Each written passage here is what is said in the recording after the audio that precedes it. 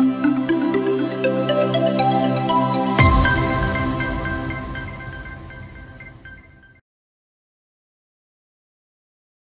and welcome to Daily News Simplified, an answer to what, why, and how of newspaper reading.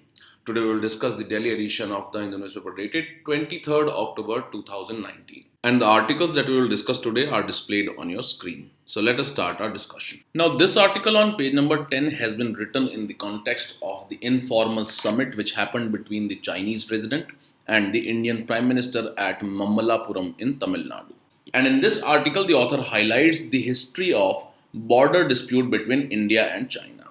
So this article will fall under General Studies paper 2 under the topic International Relations. And in this we will look at the issue of border between India and China, where both these countries have disputes, and also what all initiatives have been taken in the past to resolve these border disputes. However, before that we will look at the history of this border dispute and how this border dispute has evolved over the years, and what role was played by the British colonial government in this border dispute. Now, before looking at the history of the boundary disputes between India and China, let us look at the history of relations between India and China. Now, after the Chinese Revolution of 1949, India was one of the first countries to recognize the Communist government of China. And the first Prime Minister of India had strongly supported the Communist government of China. And this was mainly because China was also coming out of the Western domination. However, the first Home Minister of India, that is Vallabhbhai Patel, was worried about a possible Chinese aggression in the future. However, the first Prime Minister of India had thought that it was highly unlikely that India would face an attack from China. Further, in the year 1954, the guiding principles between India and China was signed, and it was known as the Panchsheel. And it provided for 5 principles of peaceful coexistence. And they were signed between the first Prime Minister of India, Sri Jawaharlal Nehru, and the Chinese Premier Zhou Enlai on 29th April 1954. And this was considered as the important step in the direction of strong relationship between India and China. Now, although the relationship between India and China started enthusiastically, however, differences emerged over the issue of Tibet, and also ultimately this led to a war between India and China in the year 1962.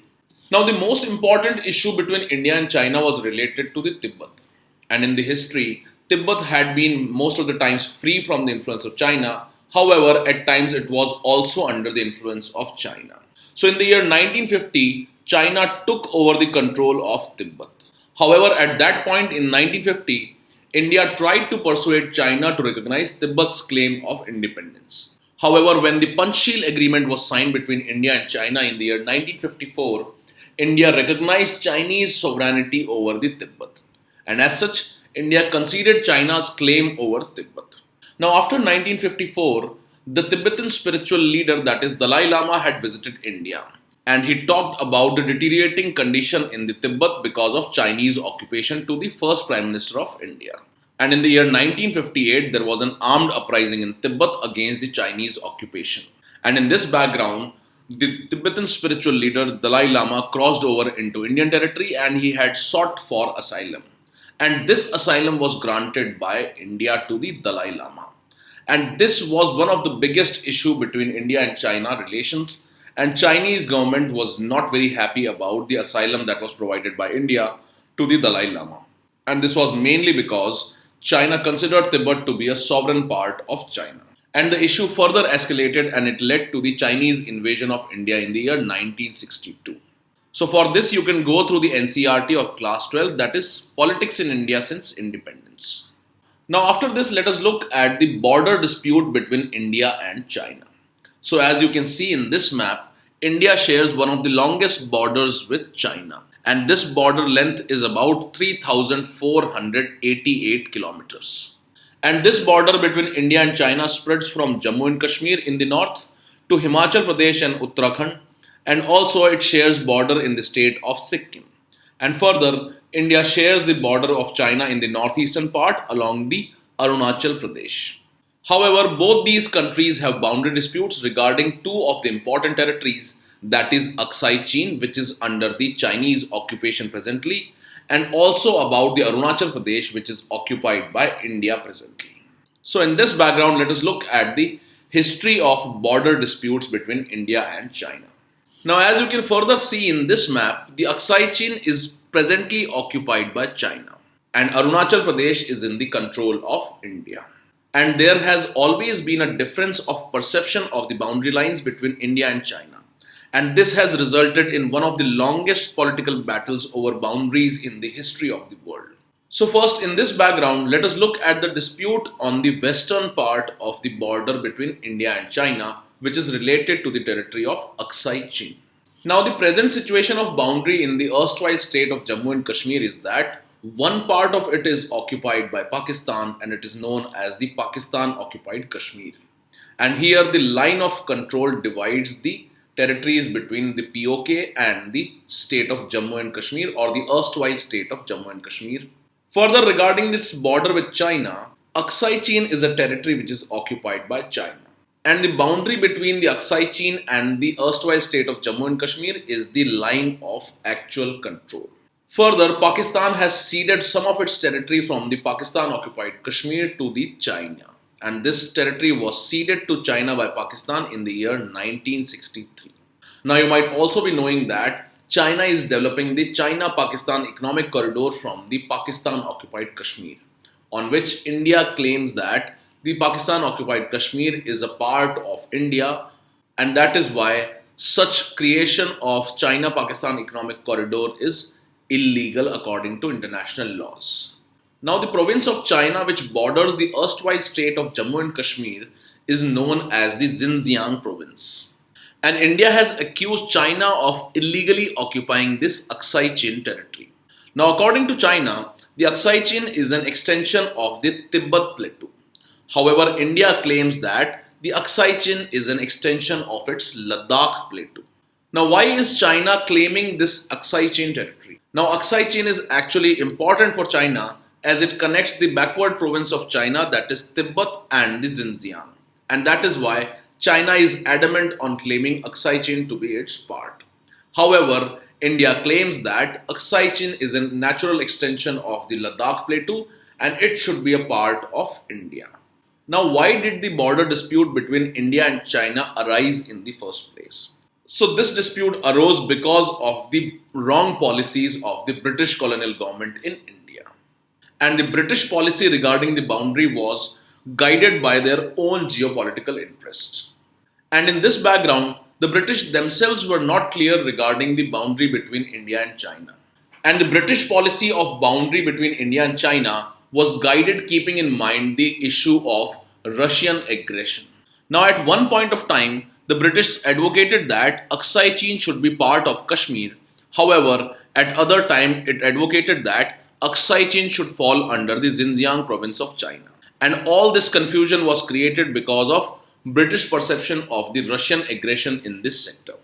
Now, the northern border of the Aksai Chin is famously known as the Johnson Line.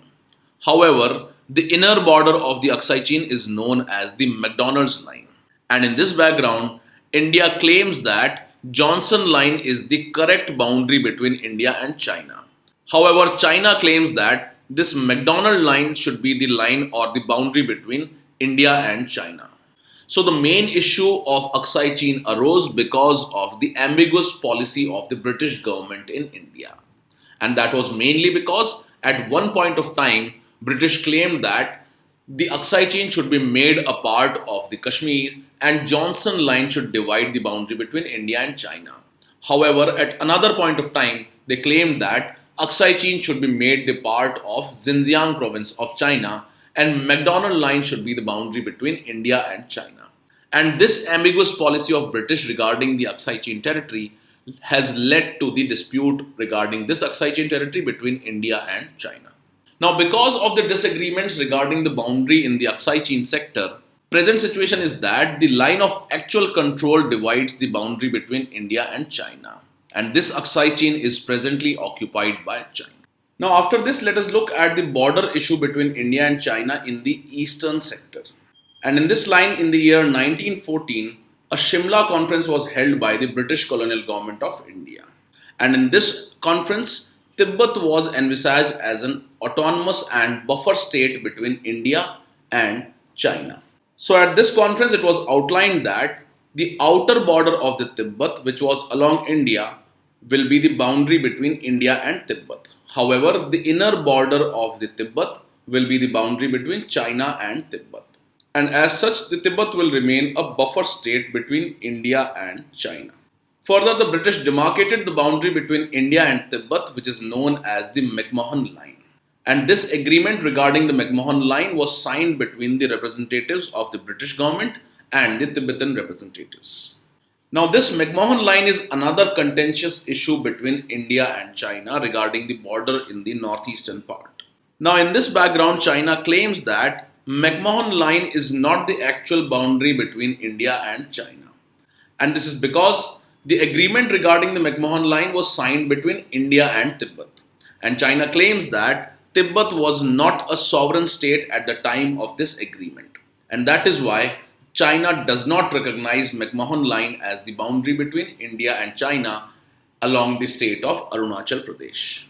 And due to this, China claims that Arunachal Pradesh and the Tawang Valley is a part of China.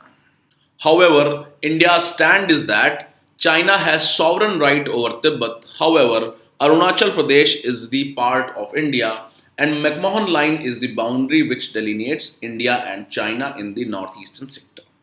Now, after this, let us look at the various initiatives that have been taken by India and China to resolve these border disputes.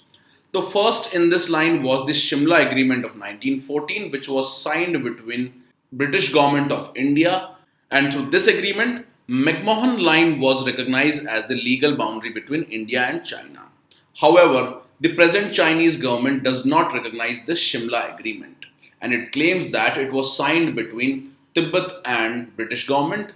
However, it claims that even at that time, Tibet was under the sovereign control of China, and that is why this agreement stands invalid.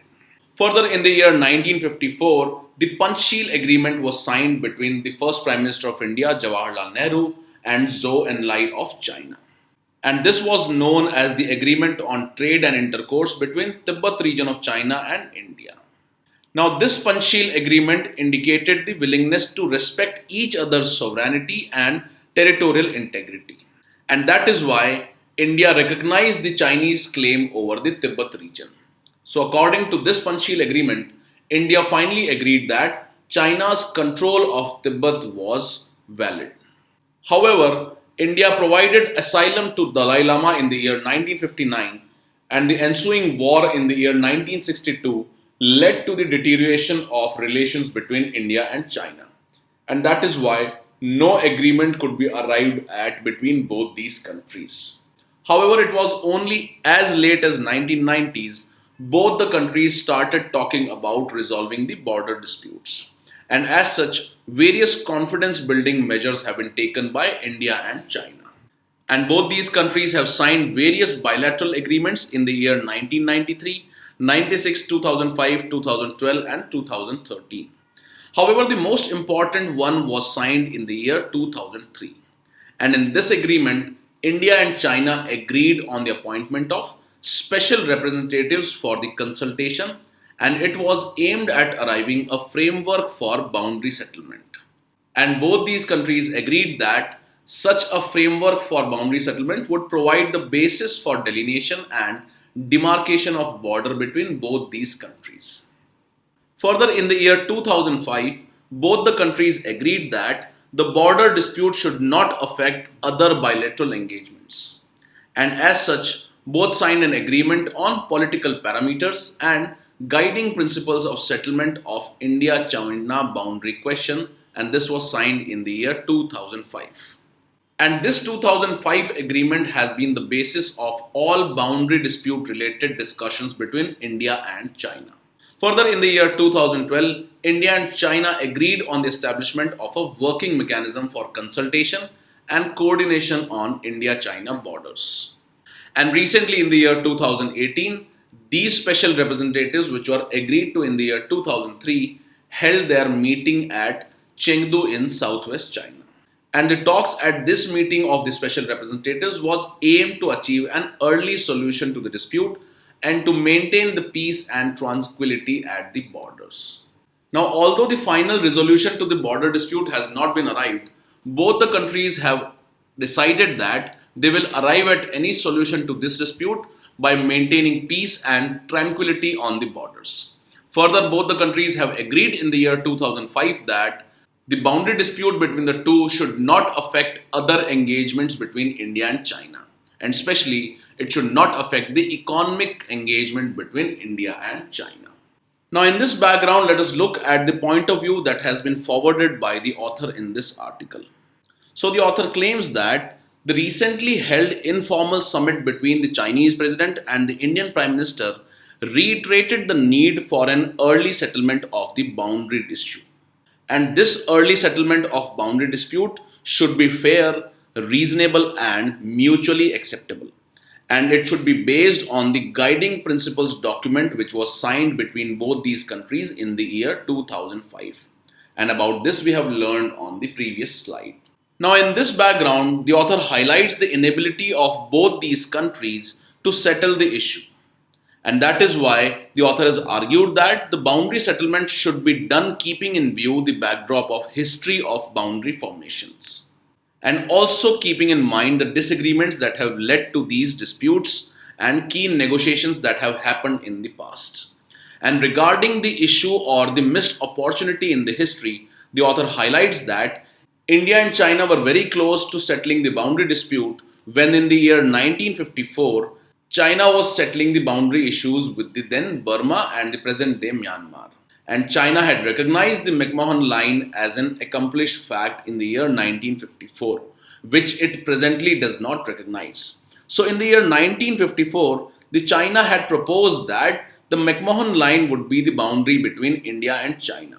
However, this fact did not materialize, and the relations between both these countries deteriorated on the issue of asylum which was provided by India to the Tibetan spiritual guru Dalai Lama in the year 1959. Further, there was another opportunity which was missed by both these countries in the year 1960. And in this year, China declared that it was prepared to accommodate the Indian point of view in the eastern sector. However, it would only accommodate the Indian point of view if India accommodated the Chinese position in the western sector.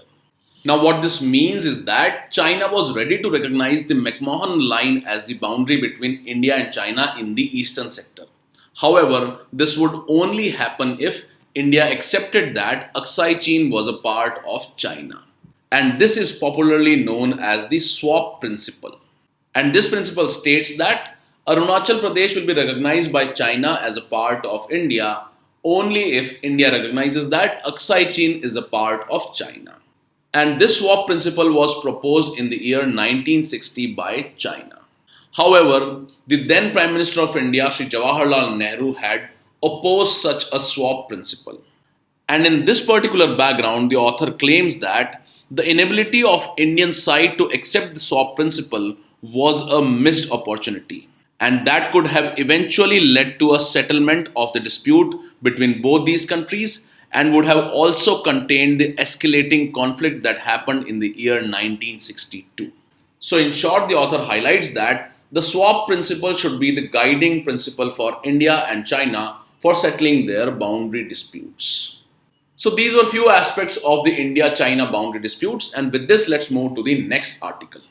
Now, this article on page number 10 talks about the issue of fiscal federalism. And this can both be the part of General Studies paper 3 under the topic Economic Development and also under General Studies paper 3 under the topic Constitution and Polity. Now, as we all know that India is a federal country, and here the states are considered to be sovereign in the sphere of their functions, roles and responsibilities which have been allocated to them under the Indian Constitution. And as the Constitution has talked about the federalism, a natural corollary of this is the fiscal federalism. And this fiscal federalism provides the autonomy to the states to raise revenue and undertake expenditure according to their priorities and needs. However, the author analyzes that over a period of time, this fiscal federalism has become skewed towards the center. And this is mainly because the center has of late been encroaching upon the taxation powers of the states. And in this background, the author highlights the two recent proposals of the central government. The first is the setting up of Defense Expenditure Fund, which has been referred to the 15th Finance Commission. And the second is the creation of Expenditure Council, which has been proposed by the Prime Minister's Economic Advisory Council. So in this background, let us understand the basics of fiscal federalism. How has the constitution divided powers between the different levels of government, and also what is the importance of fiscal federalism. And after that, we will look at what is the likely impact of setting up of such defense expenditure fund, and also of the creation of expenditure council on the fiscal federalism in India.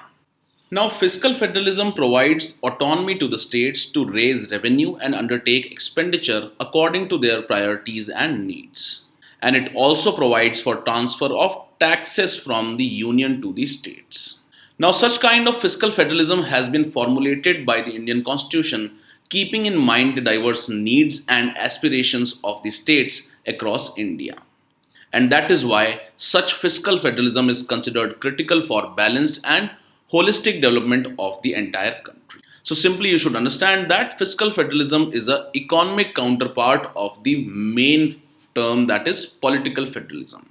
And this has two particular aspects. The first is the assignment of functions to the different levels of government, and second is the assignment of the financial powers. Now, the assignment of functions or subjects to the different level of government is done through the principle of subsidiarity. And this principle states that the subjects or functions are allocated to the different levels of government where it can be performed in the most efficient manner. And accordingly, the subjects and the functions have been assigned to the different levels of government. Now, for example, the defense as a function has been assigned to the central government and it falls under the union list. However, as agriculture is important to the state governments and can be taken care of by the state governments, and as such, it has been included under the state list. So the first level of the fiscal federalism is the assignment of functions to the different levels of the government. And the second aspect of the fiscal federalism is the assignment of the financial powers. And as we have learned that these financial powers are assigned to the state governments in order to enable them to perform their functions efficiently, which have been allocated to them under the state list. Now, under this, you should understand that the Constitution has allocated different taxes to the union government and the state governments, and this has also been on the basis of principle of subsidiarity, which means that such taxes has been allocated to different levels of government in such a manner that such taxes can be utilized in an efficient manner at these levels of the governments. Now, for example, the income tax has been allocated to the central government. However, the property tax has been allocated to the state governments. So now these are the basic features of the fiscal federalism in India. So after this, let us understand the importance of fiscal federalism. Now, what is the importance of fiscal federalism and why was fiscal federalism required in India? So the first is that it promotes balanced regional development. Now here it is to be understood that different states in India are at different levels of development. However, different states have different types of needs and aspirations. Now, such diversity of needs and requirement of development is also envisaged in the geography of India. Now, for example, the hilly states might have different kinds of requirement, and on the other hand, the desert state of Rajasthan might have different kinds of requirements. Further, as compared to these states, the states in the eastern part of India which suffer from the problem of floods will have different types of requirements. So keeping in mind these different needs and aspirations of different states, the fiscal federalism was envisaged. And fiscal federalism would ensure financial autonomy of the states to raise their own revenue and also to undertake their own expenditure as per their own requirements. Second is that such kind of fiscal federalism promotes decentralization. And decentralization means the transfer of powers, roles and responsibilities from the center to the states. Now this ensures that states have the necessary financial resources in order to meet their expenditure needs. And in the absence of fiscal federalism, the states would be reduced to mere implementation agencies of the center. Now, which means that it also provides financial autonomy to the states, and they are not always dependent on the central government. And if they were dependent on the central government, they would just act as an implementing agency of the central government schemes and programs. And as such, they will not be able to fulfill their needs and aspirations of the local level. And further, such kind of fiscal federalism acknowledges the diverse needs of the states. And based on this, it does away with the one size fits all approach. Now, one size fits all approach cannot be implemented in a diverse country like India. This is because Indian country is diverse in terms of its society, culture, geography, economy, etc. And as we have learned before that, different states might have different kinds of needs. For example, the hilly states will have different needs as compared to that of the coastal states. Further, the level of economic development is different across the states, and that is why their needs and requirements will be different. Further, as far as culture is concerned, you should note that there are various states where the tribal population dominates. So in this background, the culture of the tribal population needs to be taken care of, and that is why their requirement would altogether be different. So keeping in mind such huge diversity in India, the constitution recognizes that the state governments are best positioned to understand the ground realities and undertake policies for bringing about development. So these points highlight the importance and the need for fiscal federalism. Now after this, let us look at how has the central government been encroaching upon the financial powers of the states. Now the creation of the goods and services tax has been touted as one of the biggest economic reform or the taxation reforms in the history of India. However, it has raised the concerns that it is decreasing the financial autonomy of the states. In this regard, earlier the state governments had the complete autonomy with respect to raising indirect taxes. For example, the state governments had the power of raising sales tax, etc., as per their requirements and needs. However, after the setting up of GST Council, the states can no longer raise such indirect taxes on their own. And one of the prominent example of recent times has been the demand of Kerala government to raise the revenue to meet its disaster related expenditure. And this was necessitated because of the recent floods which happened in the state of Kerala. Now the Kerala government was allowed to impose the GST cess only after it was approved by the GST Council. So it means that now the states will have to depend upon the GST Council decisions for raising their revenue. However, earlier they could increase or decrease the indirect taxes which fell in the state list. And this shows that the setting up of GST Council is decreasing the autonomy of the states for raising their own funds according to their own requirements. Now further, the Union government has asked the 15th Finance Commission to examine whether a separate fund is required for meeting its defense and internal security expenditure. And as such, the government has proposed the Defense Expenditure Fund. So now what is the issue with creation of such a fund? And why would it adversely affect the finances of the states? Now we know that the Finance Commission recommends for the transfer of taxes from the center to the state governments based on the total money available in the central divisible pool. And this central divisible pool of taxes consists of mainly the union taxes. So the Finance Commission provides for the formula of transferring money from this central divisible pool of taxes to the state governments. Now if the Defense Expenditure Fund is set up by the central government, then the total money available in the central divisible pool of taxes would be lower as compared to the present times. And this would lead to decrease in the transfer of taxes from the central government to the state governments. Now the 14th Finance Commission had recommended that 42% from the central divisible pool of taxes should be transferred to the state governments. Now, if such defense expenditure fund is created as proposed by the central government, a major chunk of money will be taken out from this central divisible pool of taxes. And as such, the volume or the quantum of this central divisible pool of taxes will decrease. And as the quantum of this central divisible pool of taxes will decrease, it will lead to lower share of transfer to the state governments.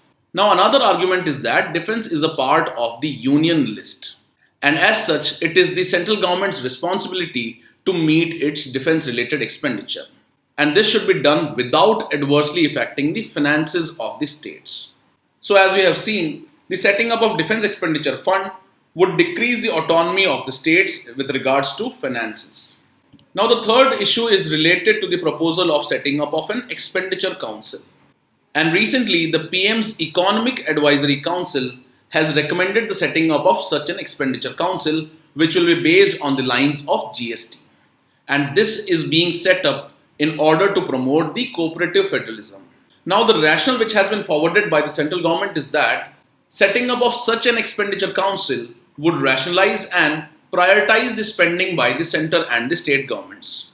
Now, here you should note that both the central and the state governments are sometimes spending money on same issues. For example, both the central and the state governments are spending money on issues like education and health. So in this background, to avoid the duplication of spending of money on these issues, this expenditure council is being created. So it aims to rationalize and prioritize the spending by the center and the state governments. However, the states have raised the concern that setting up of such an expenditure council would take away the autonomy of the states to undertake their expenditure as per their own priorities. So these are some of the points which highlight that the central government is trying to encroach the financial powers of the states, and it is trying to disturb the equilibrium of the fiscal federalism. And as we know that fiscal federalism plays a multi-dimensional role of promoting decentralization and enabling balanced regional development. So in this background, there is a need to strengthen the fiscal federalism by reversing the trends which have led to skewed fiscal federalism towards the center. And we should learn from other federal countries like the United States of America, where the state governments have been given even the right to levy the income taxes. So on similar lines, there is a need to emulate such a model and empower the states to levy and collect the income tax. Now presently the states are allowed to impose the income tax only on agricultural income. And hence the author suggests that vesting the states with higher taxation powers will lead to strengthening of the fiscal federalism in India. So these were few points which are related to the fiscal federalism and the issues that are affecting this fine balance of fiscal federalism. With this, let's take up the next article. Now, this data point on page number 11 talks about the Global Innovation Index 2019. And it says that India is ranked at 52nd among 129 nations. Further, it reads that India's rank has been continuously and consistently improving. Further, according to India's own Innovation Index, which is published by the Niti Aayog, the country's human capital is high. However, it has been unable to produce corresponding outcomes. So in this background, let us look at the key aspects of the important indices related to innovation. And the important point here from the preliminary examination point of view is the organization which publishes these indices. So this will fall under preliminary examination syllabus under the topic economic development. Now, as this data point talks about the improved ranking of India in the Global Innovation Index, here it is important to note that WIPO, or the World Intellectual Property Organization, publishes this Global Innovation Index. And this can be a very important aspect for us from the preliminary examination point of view. Because if you go through the previous year question papers of the preliminary examination, you will find various questions related to important indices. And also you will find as to who publishes these important indices. And many questions have been asked based on this aspect. So in this light, the body that is the World Intellectual Property Organization, which publishes the Global Innovation Index, becomes important for us from the preliminary examination point of view. And based on this index, annual ranking of countries are provided. And they define their capacity for and success in the field of innovation.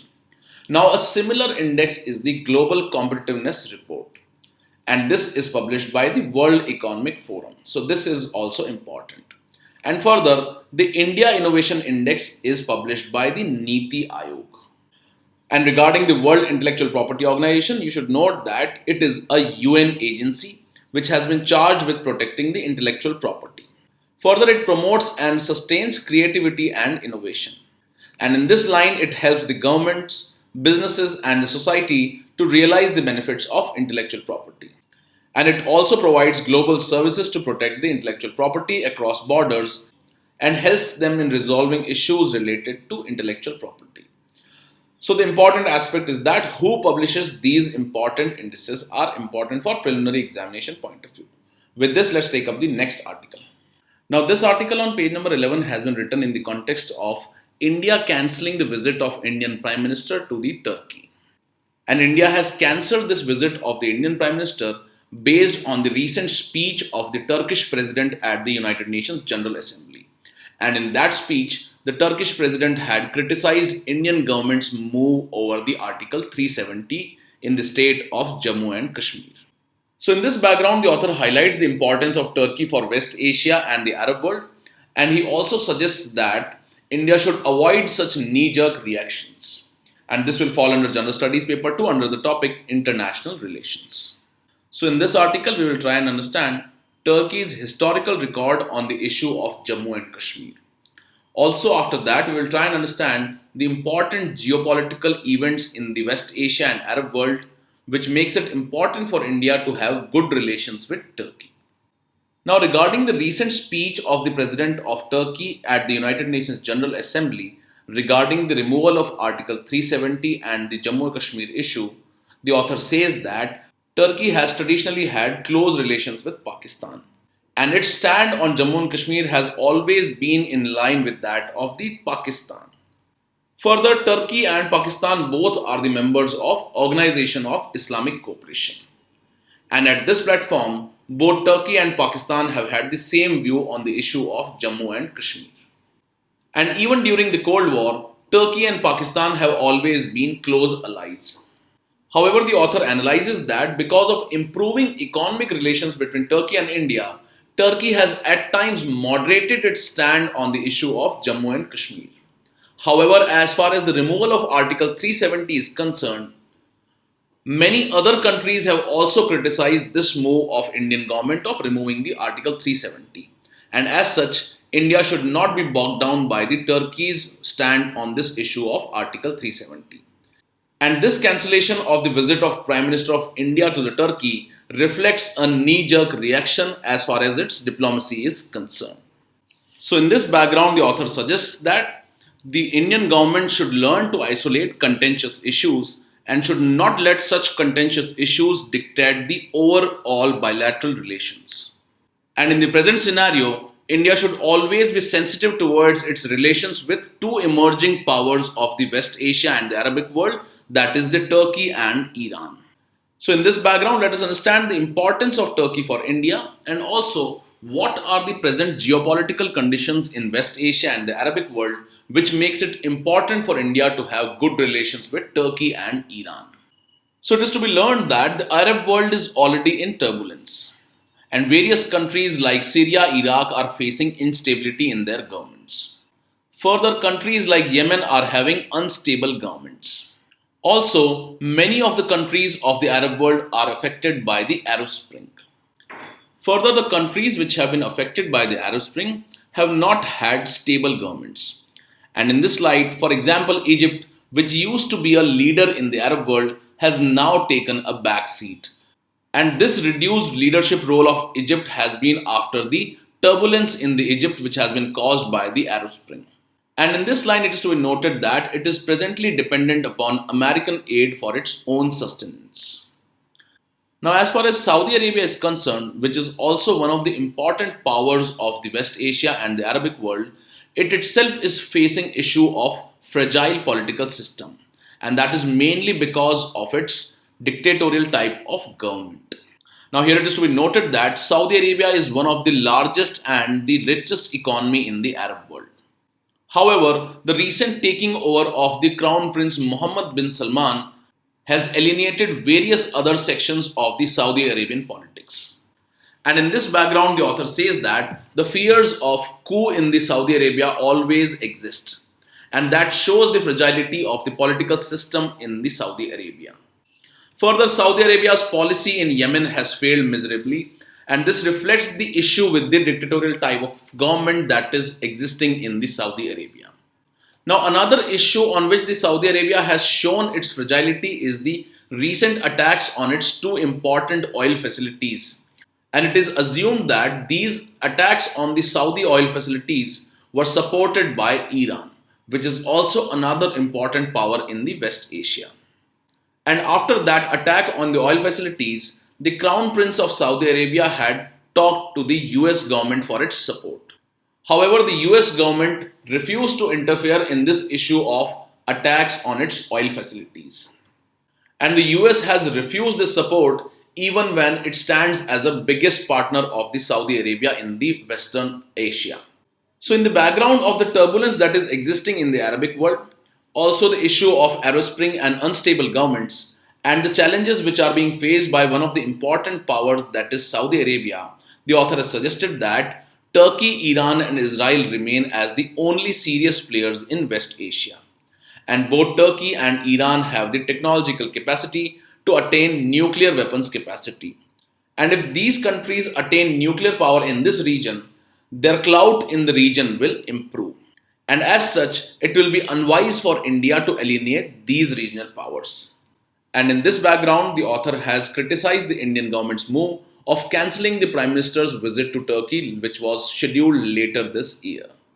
So these were few issues related to Turkey and India, and also important geopolitical situations that are happening in the Arab world. With this, let's take up the next article.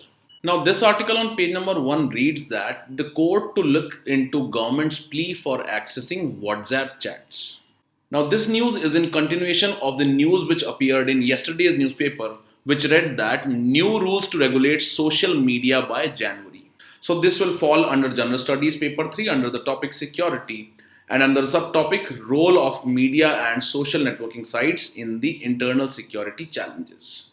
So in this background, the Supreme Court has decided to examine whether the social media intermediaries such as the Facebook and WhatsApp should facilitate the state to access encrypted and private conversations of the citizens in order to fight crime and terrorism. And in this background, the Attorney General of India has claimed that the Parliament empowered the government through the Section 69(1) of the Information Technology Act to intercept information, and as such, the intermediaries can't deny this decryption of WhatsApp chats. However, one of the judges of the Supreme Court has observed that this section of the Information Technology Act allows the government to lawfully decrypt information and does not entail any obligation on the part of social intermediary concerned. So in this background, let us look at some of the recent steps which have been taken by the government for monitoring social media and social media content. And also, how is the government trying to control and regulate these intermediaries? Now, why is the government trying to regulate these intermediaries like the Facebook, WhatsApp, etc.? So in this background, the government has claimed that in the last few years, there has been an enormous increase in the use of social media. And this increase in the use of social media has on the one hand improved the economic growth and societal development. However, on the other hand, it has led to exponential rise in hate speech, fake news, public disorder, and anti-national activities. And due to these emerging issues like hate speech, fake news, etc., the government is aiming at regulating the content on social media intermediaries like Facebook and WhatsApp. However, as the government is trying to regulate the social media intermediaries, it raises the concerns of right to privacy under the Article 21 of the Indian Constitution. Now, some of the recent steps which have been taken by the Government of India include the interception and monitoring of emails and social media content. And under the Section 69 of the Information Technology Act 2000, the central government has authorized 10 central agencies to intercept, monitor and decrypt any information which is generated, transmitted, received and stored in any computer resource. Further, the government is also aiming at intermediary regulation, and the Section 79 of the Information Technology Act 2000 deals with the intermediary liability regime in India. Further, the government is also aiming at linking the Aadhaar with the social media platforms. And recently, a number of petitions have been filed in various high courts. For example, the Madras High Court, Bombay High Court, etc. And these petitions are seeking the linking of Aadhaar number with the social media. And this is being sought in order to facilitate the traceability of the fake news on social media platforms. Now, the Section 79 of the Information Technology Act deals with the intermediaries in India. And the government has proposed to amend this Section 79 of the Information Technology Act. And these are termed as Intermediaries Guidelines Amendment Rules.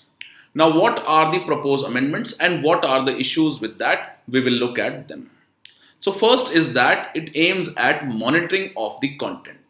So the rules propose that the online platforms must deploy appropriate technologies to proactively identify, remove or disable the access to unlawful content. And the government aims to do so because the unlawful content threatens the critical infrastructure in India. Now here it is to be noted that critical infrastructure includes power sector, banking, financial institutions and insurance, e-governance, etc. However, the issue with such monitoring of content is that the emerging technologies like artificial intelligence and machine learning is making it difficult for the authorities to monitor the content online. Further, the proactive censorship of the content stands against the freedom of speech guaranteed under the Article 19 of the Indian Constitution. And also, it stands against the right to privacy, which has been guaranteed under the Article 21 of the Indian Constitution. The second rule is related to the traceability of the content, and the government is imposing responsibility or liability on the intermediaries, and they will be enabling the tracing out of originator or the source of unlawful content on its platform. Now, the issue with this is that this rule, if implemented, will break the end-to-end encryption which is provided by various intermediaries like the WhatsApp, etc. And by breaking such end-to-end encryption, it will break the privacy of the users on these important platforms. Further, the government has made it mandatory to have corporate office in India for those intermediaries which have over 50 lakh active users in India. And such intermediaries should have permanent registered office and should appoint a nodal person to coordinate with law enforcement agencies to ensure compliance with these rules. However, the challenge is that in a country like India, where there are more than 350 million internet users, it will become difficult to ascertain who is an active user or not. Further, the draft rules require that the companies will have to inform their users at least once every month, and that in case of non-compliance, their accounts and content should be removed. Now, the issue with this rule is that it shifts the onus or the responsibility of ensuring compliance from the government to a private party, that is the intermediary in this case. So these are some of the proposed rules for intermediary liabilities, and these are also some of the issues with these rules. Now after this, let us take up these questions and the answer will be displayed after 5 seconds.